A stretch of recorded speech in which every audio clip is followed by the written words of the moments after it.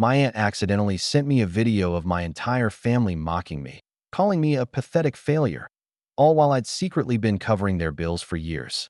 She should be grateful. They laughed. I said nothing. Until the next payment was due, and that's when they finally learned what ungratefulness really costs. My name is Emma. And until a few nights ago, I genuinely believed my family cherished me. It began with a simple notification my aunt had sent me a video. I was in the midst of preparing dinner when my phone vibrated. I wiped my hands on a towel, retrieved my device, and absently tapped the message. Initially, I assumed she'd sent something random, perhaps a family video, an old clip she found amusing. But then I heard my mother's voice. Emma should be grateful. She'd be nothing without us. My stomach plummeted. The video was shaky, as if someone had inadvertently placed their phone down while it was recording, but the voices were impeccably clear. A pathetic failure, that's what Emma is, my father added with a chuckle. But at least she's good for something, paying our bills. Laughter followed. I gripped my phone tighter. If Emma ever stopped sending money, my aunt, the very one who had just sent this, said with a smirk in her voice, we'd just guilt her into it. She's too soft to say no. My entire body went numb. Emma, my name. They weren't discussing some hypothetical individual. They weren't joking around. They were speaking about me. I had been assisting them for years, covering their rent, settling their debts, sacrificing my own savings just to ensure they never endured the hardships I had. And this is what they truly thought of me. I was still frozen, my thumb hovering over the screen, when suddenly the video vanished. This message has been unsent. I stared at the notification. My aunt had realized her blunder. She must have panicked and deleted the video, hoping I hadn't seen it. I should have confronted her, should have called her out, should have let them know I was privy to everything. But instead, I put my phone down and pretended I had never seen it. And that's when I resolved that I wasn't going to react. Not yet. I had a plan. I sat there for what felt like hours, staring at my phone. The words kept reverberating in my head. Emma should be grateful. A pathetic failure. She's too soft to say no. I desperately wanted to believe it was some sort of misunderstanding, that perhaps they were jesting, that there was some context I was missing. But deep down, I knew better. I knew the truth. They meant every single word. And the most painful part? They weren't wrong about one thing. I was too soft to say no. How many times had they manipulated me into helping them? How many times had I put my own life on hold just to ensure they had everything they required? My dad's temporary financial struggles spiraled into me covering rent for years. My brother's tuition, he never even completed college. My mom's endless emergencies, always conveniently timed when I had just received my paycheck. And I had done it all without hesitation, because that's what family was supposed to do, right? I had spent years convincing myself that I was doing the right thing, that they appreciated me, that they loved me. But that video, that single video, shattered every illusion I had left. Now, they believed they had gotten away with it. My aunt, having unsent the message, was probably breathing a sigh of relief, thinking I hadn't seen it. Perhaps she even reassured everyone. Don't worry, Emma didn't watch it. They thought I was still in the dark, and that was my advantage. I could have messaged her right then and there, could have confronted her, told her I saw everything. But what would that achieve? They would just deny it, concoct excuses, twist the situation to make me feel guilty somehow.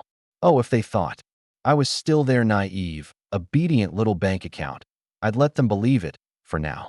Because in just a few days, the next payment was due. And this time, things were going to be different. The beginning of the shift the next morning, I awoke to my usual routine, except everything felt altered.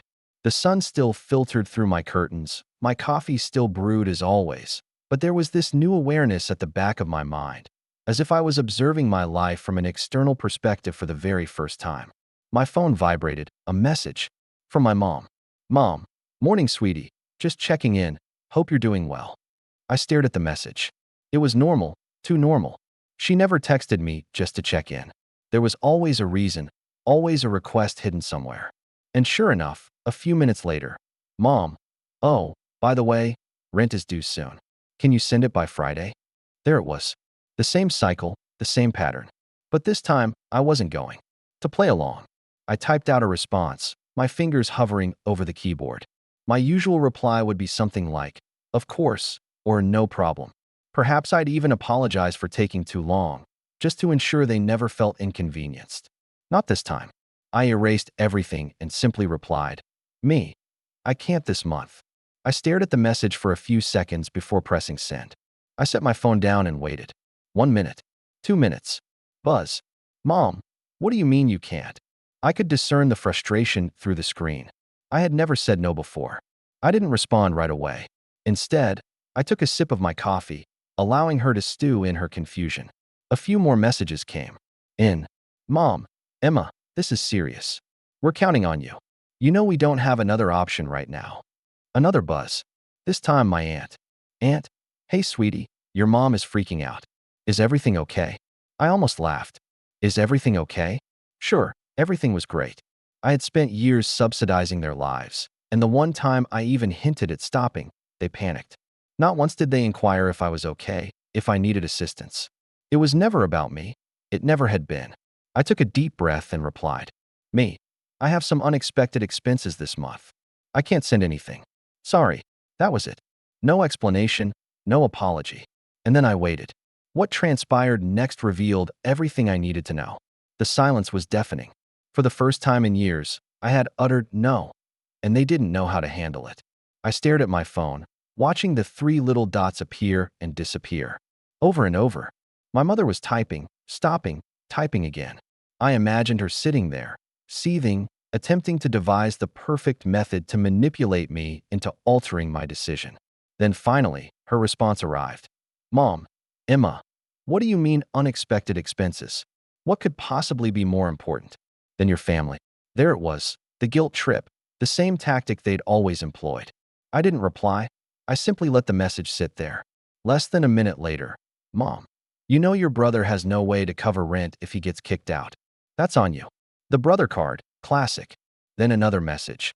"Mom, we raised you, Emma. We took care of you when you had nothing. Is this how you repay us?" I clenched my jaw, my fingers tightening around my phone. When I had nothing? They never took care of me. I put myself through school. I worked 3 jobs to escape that house. And the moment I had money, they latched onto me like leeches, draining me dry. I had nothing because they took everything. And my phone buzzed again. "Aunt, Emma, sweetheart, don't do this. We're family. Your mom is just upset. You know how she gets. Just send the rent, and everything will be fine." Everything will be fine. Fine for whom? I put my phone down, my heart pounding. I needed a second to breathe, to think. I walked to the kitchen, poured myself a glass of water, and took a slow sip, staring at the clock on the wall. I could feel it, something shifting inside me. For years, I had been afraid of this moment, afraid that if I ever stopped paying, they'd hate me, cut me off, turn their backs on me. But now I knew the truth. They never loved me. They loved what I could give them. The moment that stopped, they would show me exactly who they were. Buzz. I walked back to my phone, picking it up with steady hands. This time, the message was from my father. "Dad, Emma, I don't know what's gotten into you, but this is unacceptable. You're being selfish. This family needs you, and you're acting like some entitled brat. Grow up and do the right thing." There it was, the final mask. Slipping. No more fake sweetness, no more pretending to care. Just demands.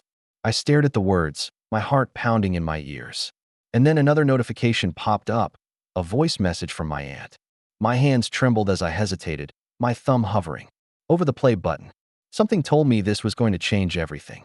The last link severed. I hesitated for a long moment, simply staring at the little play button on the screen, a voice message from my aunt. My heart pounded against my ribs. She wasn't the type to send voice messages. If she had something to say, she usually sugarcoated it in text, passive-aggressive, but with just enough fake sweetness to make me feel guilty. But this was different. Slowly, I pressed play. Her voice came through, sharp and impatient. "Emma, listen, I don't know what kind of game you think you're playing, but this isn't funny. Your mother is losing her mind. Your dad is furious, and honestly, I don't blame them. You've always been, well, a little ungrateful, but this is beyond selfish." I felt my stomach tighten, but I forced myself to keep listening. "You have a good job, don't you? You make more than any of us. You don't even need that money. Meanwhile, your family is struggling. And what? You just wake up one day and decide you don't care anymore." A bitter laugh. "You owe them, Emma. After everything they've done for you, after all the sacrifices they made, they gave you life, and now you're just going to walk away, pretend they don't exist? What kind of daughter does that? She exhaled sharply, and for a second I thought she was done. But then, you know what? Her tone darkened, colder now. If you really want to be that kind of person, fine. But don't expect them to forgive you. Don't expect to come crawling back when you realize how much you need them. Because once you cross this line, there's no coming back. The message ended. Silence. I let the words settle, my thumb hovering over the replay button. My ears rang, my hands numb. I should have felt scared. I should have panicked. I should have been scrambling to make things right, to fix this, to apologize. But instead, I felt calm. More than that, I felt free. Because she had just confirmed everything. They didn't love me. They didn't respect me. They didn't even see me as a person. I was just a bank account to them, a walking, breathing ATM. And the moment I stopped handing out money, I was nothing. And if that was the case, then maybe it was time to be nothing to them. My phone buzzed again, another message from my mother. Mom, last chance, Emma. Send the rent. I stared at the message for a long, long time. Then, without hesitation, I blocked her. I blocked my dad. I blocked my aunt. And just like that, for the first time in years, I was free. Or so I thought. Because the next day, my brother showed up at my door. Confrontation at the door, the knock at my door sent a chill down my spine. It was early. Too early. The kind of early where normal people were still asleep, the sun barely peeking over the horizon. For a second, I thought about ignoring it. Maybe it was a neighbor. Maybe it was a package. Maybe it was anything other than what I knew it was.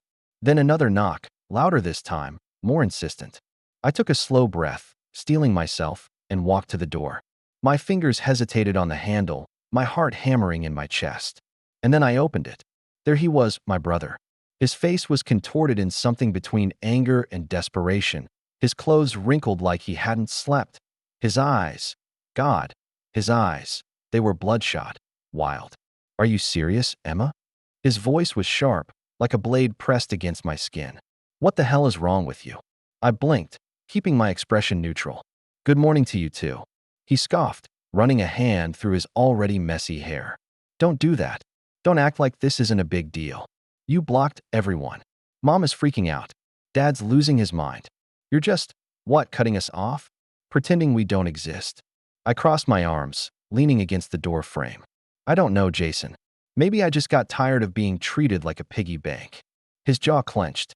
Oh, my God, not this again. Not this again. I let out a bitter laugh. Jason, I've been paying your rent for years. I've covered your bills, your food, even your stupid gym membership.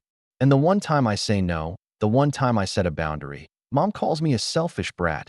Dad says I'm unacceptable, and you show up at my door like I committed a crime. His lips parted like he was going to argue, but no words came out. So I kept going. And don't even try to pretend you care about me. I saw the video. His face went pale. For the first time, real fear flashed in his eyes. What video? I smiled, but it wasn't a kind one. You know exactly what video, Jason. Jason shifted. On his feet, glancing away, his hands balled into fists. Look, it wasn't serious, okay? We were just joking. You're being dramatic. Joking. My voice was quiet now, but sharp as glass. You all sat around laughing, calling me a pathetic failure, saying I should be grateful for the chance to pay your bills. Do you know what that feels like, Jason? To hear your own family talk about you like that?